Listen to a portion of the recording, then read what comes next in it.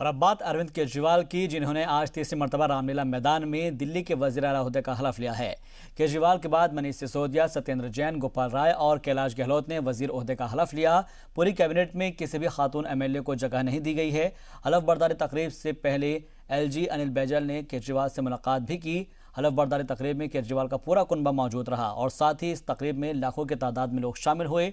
इस मौके पर सीएम अरविंद केजरीवाल ने कहा कि ये उनकी नहीं बल्कि आवाम की जीत है। उन्होंने ये बताया कि वो सबके साथ मिलकर काम करना चाहते हैं।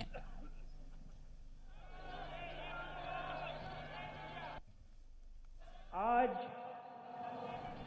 आपके बेटे ने तीसरी बार मुख्यमंत्री पद की शपथ ली है।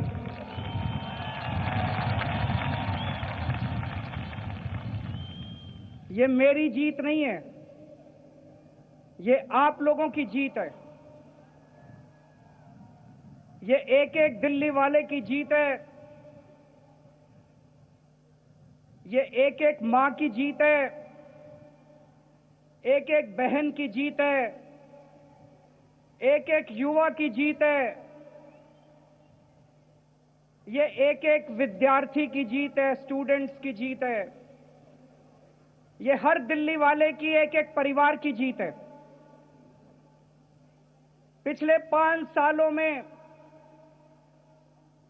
हमारी यही कोशिश रही है कि किस तरह से हम लोग एक एक दिल्ली वाले के, दिल्ली के एक एक परिवार की जिंदगी में खुशहाली ला सकें, एक एक दिल्ली वाले की जिंदगी में थोड़ी सी राहत ला सकें।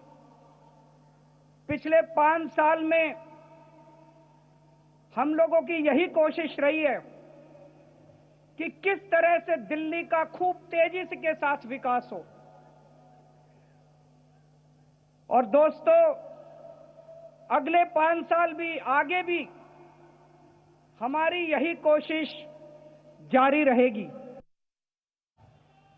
अभी चुनाव हुए, कुछ लोगों ने आम आदमी पार्टी को वोट दिया,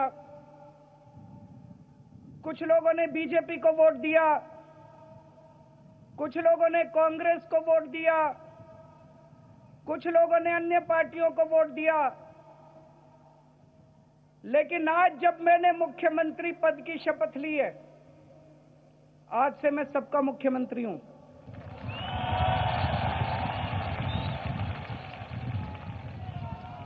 मैं आम आदमी पार्टी वालों का भी मुख्यमंत्री हूं, मैं बीजेपी वालों का भी मुख्यमंत्री हूं,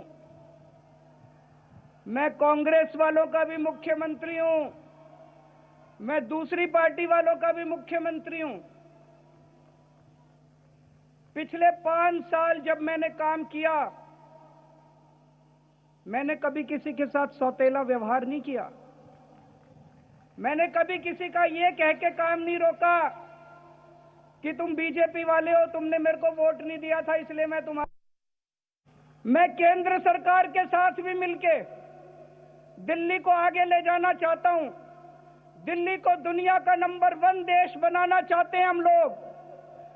हम केंद्र सरकार के साथ मिलके काम करेंगे। मैंने आज इस कार्यक्रम के लिए प्रधानमंत्री जी को भी न्योता भेजा था। वो शायद व्यस्त हैं किसी और कार्यक्रम में, आ नहीं पाए।